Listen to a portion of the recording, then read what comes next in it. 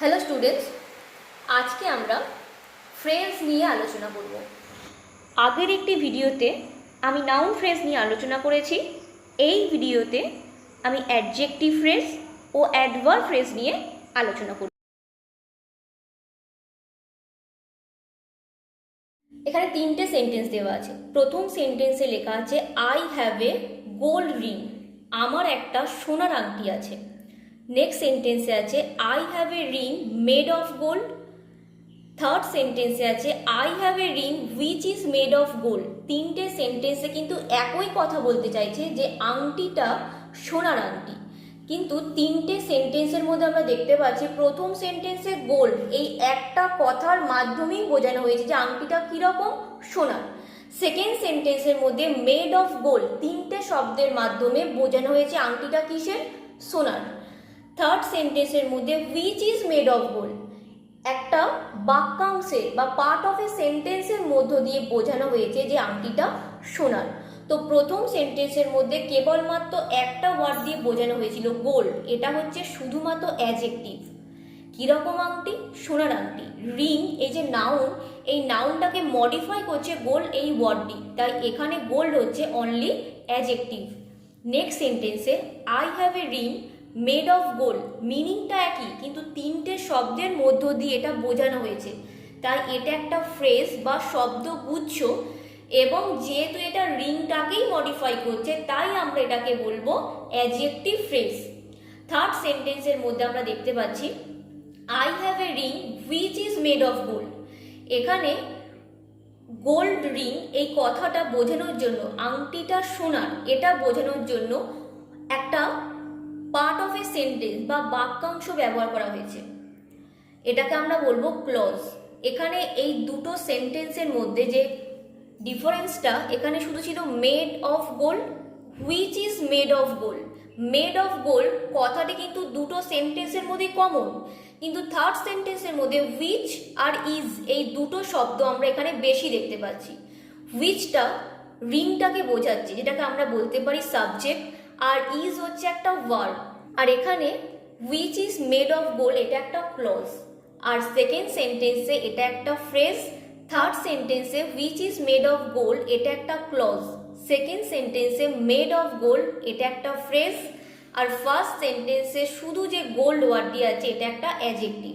তাহলে প্রথম সেন্টেন্সে গোল্ড এটা একটা অ্যাডজেক্টিভ, সেকেন্ড সেন্টেন্সে মেড অফ গোল্ড এটা একটা অ্যাডজেক্টিভ ফ্রেজ, থার্ড সেন্টেন্সে which is made of gold এটা একটা ক্লজ। ক্লজের কিন্তু সাবজেক্ট থাকবে এবং ফাইনাইট ভার্ব থাকবে, যেটা ফ্রেজের মধ্যে থাকে না। ফ্রেজের কোনো নির্দিষ্ট সাবজেক্ট বা ফাইনাইট ভার্ব থাকে না।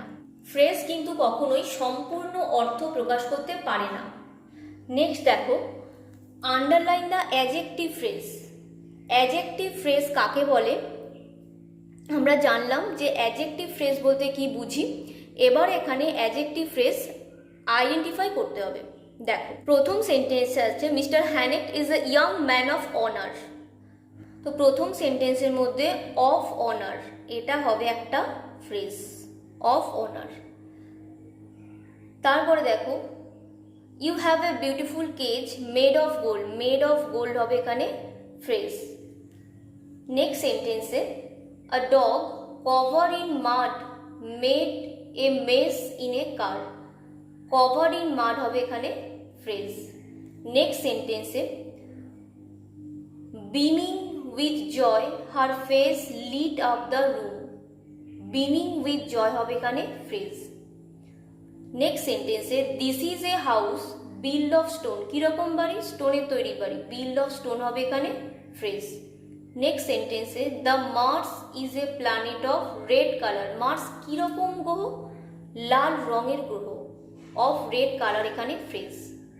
নেক্সট সেন্টেন্সে this is the crown made of gold, made of gold এখানে ফ্রেজ। নেক্সট সেন্টেন্সে she is a lady of great patience, great patience, of great patience হবে এখানে phrase. A boy neglectful of his study, বালকটি কীরকম, সে পড়াশোনাতে অবহেলা করে, neglectful. তো নেগলেক্টফুল অফ হিজ স্টাডিজ হবে এখানে ফ্রেজ। নেক্সট সেন্টেন্সে a boy with a dirty face open the door, with a dirty face হবে এখানে ফ্রেজ। নেক্সট সেন্টেন্সে this is an area without any inhabitant, এরিয়াটা কীরকম? উইদাউট এনি ইনহ্যাবিট্যান্ট, কোনো বসবাস যেখানে ছিল না, তো উইদাউট এনি ইনহ্যাবিট্যান্ট এটা হবে এখানে phrase. 53 he is a man of great strength, কীরকম মানুষ? অফ গ্রেট স্ট্রেংথ, এটা হবে ফ্রেজ।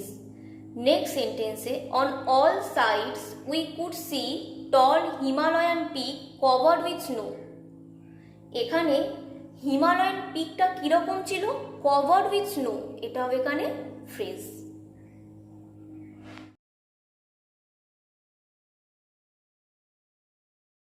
নেক্সট দেখো, Rita woke up in the morning, Rita কখন ঘুম থেকে ওঠে? ওয়েন মানে হচ্ছে কখন, কখন ঘুম থেকে উঠেছিল? ইন দ্য মর্নিং, সকালবেলা। কোনো সময় বোঝালে, জায়গা বোঝালে, কোনো কাজ কিভাবে হচ্ছে ইত্যাদি বোঝালে সেটা হয় অ্যাডভার্ব ফ্রেজ। অ্যাডভার্ব ফ্রেজ অ্যাডভার্বের মতোই কাজ করে, অ্যাডভার্বের মতোই টাইম, প্লেস, ম্যানার, রিজন প্রভৃতি নির্দেশ করে এবং হোয়েন, হোয়ার, হাউ, হোয়াই প্রভৃতি প্রশ্নের উত্তর দেয়, অর্থাৎ এরা ভার্বকে মডিফাই করে। অ্যাডভার্ব ফ্রেজ অনেক সময় বা সাধারণত প্রেপোজিশন দিয়ে শুরু হয়। বলেছে underline the adverb phrase. Adverb phrase কী করে? অ্যাডভার্ব যেরকম কাজ করে অ্যাডভার্বিয়াল ফ্রেজও ঠিক সেই কাজটাই করে। একটা অ্যাডভার্ব কী কাজ করে? একটা অ্যাডভার্ব ভার্ব, অ্যাডজেক্টিভ বা অন্য কোনো অ্যাডভার্বের দোষ, গুণ, অবস্থা বোঝায় বা তাকে মডিফাই করে। সেভাবে অ্যাডভার্বিয়াল ফ্রেজও ঠিক তাই কাজ করে, সেম কাজ করে। বা অ্যাডভার্ব ফ্রেজের মধ্যে আমরা টাইম বুঝি, ম্যানার বুঝি, কোনো জায়গা বোঝায়, ফ্রিকোয়েন্সি বোঝায়, রিজন বোঝায়, ডিগ্রি বোঝায় ইত্যাদি বোঝায়। তো চলো এগুলো আন্ডারলাইন করতে বলেছে, আমরা এগুলো আন্ডারলাইন করি। He came to meet now and then, now and then হবে এখানে ফ্রেজ। নেক্সট সেন্টেন্সে the soldier fought in a brave manner, সৈনিকরা যুদ্ধ করেছিল, কিভাবে যুদ্ধ করেছিল? ইন এ ব্রেভ ম্যানার, খুব সাহসিকতার সাথে যুদ্ধ করেছিল, তো এখানে ইন এ ব্রেভ ম্যানার হবে ফ্রেজ। নেক্সট সেন্টেন্সে submit the work as soon as possible, যত শীঘ্র সম্ভব এই কাজটা জমা করতে হবে, অ্যাজ সুন অ্যাজ পসিবল, এটা হবে এখানে ফ্রেজ। নেক্সট সেন্টেন্সে he did it in a clever way, সে কীরকমভাবে কাজটা করেছিল? ইন এ ক্লেভার ওয়ে, এটা হবে এখানে ফ্রেজ। নেক্সট সেন্টেন্সে she cried out good morning in a cheerful voice, সে কিভাবে চিৎকার করে বলেছিল? চিয়ারফুল ভয়েসে, ইন এ চিয়ারফুল ভয়েস হবে এখানে phrase.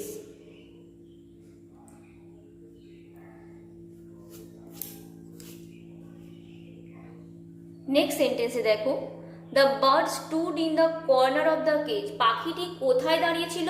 In the corner of the cage, এখানে জায়গা বোঝাচ্ছে।